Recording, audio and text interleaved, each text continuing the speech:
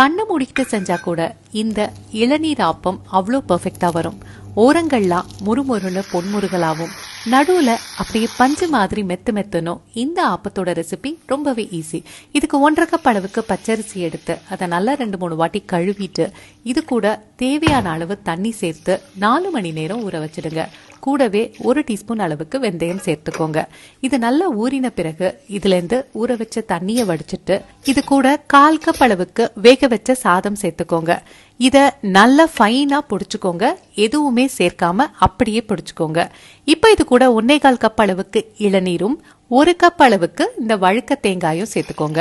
இது எல்லாத்தையும் சேர்த்த பிறகு இதை நல்லா எவ்வளோ மையா அரைக்க முடியுமோ அவ்வளோ மையா அரைச்சுக்கோங்க. இது ஒரு பாத்திரத்துல சேர்த்துக்கோங்க. இப்ப இது கூட 1 டேபிள் ஸ்பூன் உப்பும் 1 கரண்டி அளவுக்கு புளிச்ச தோசை மாவும் சேர்த்து நல்லா கைகளால ஒரு 2 நிமிஷம் கலந்து விடுங்க. இதை ஒரு 8 மணி நேரம் புளிக்க விடுங்க. மாவு நல்லா 8 மணி நேரம் புளிச்ச பிறகு இந்த மாதிரி நல்ல சாஃப்டா இருக்கும். மாவு இந்த பதத்துல இருக்க மாதிரி பாத்துக்கோங்க. இது கூட 1/4 டீஸ்பூன் பேக்கிங் சோடா 1 டீஸ்பூன் சர்க்கரை சேர்த்துக்கோங்க. சேர்த்து நல்லா கலந்து விட்டுக்கோங்க. இந்த மாவை ஒரு சூடான ஆப்பச்சட்டியில நம்ம வழக்கமா ஆப்பம் ஊத்துற மாதிரி இந்த மாதிரி சுத்தி விட்டு ஊத்தி எடுத்துக்கோங்க. இது கூட 1 டீஸ்பூன் இல்ல 1/2 டீஸ்பூன் எண்ணெயை சுத்தி ஊத்திக்கோங்க. ஒரு மூடி போட்டு நல்ல முருகலா வேக விட்டு எடுத்தீங்கன்னா அருமையான ஆப்பம் தயார். கண்டிப்பா ட்ரை பண்ணுங்க.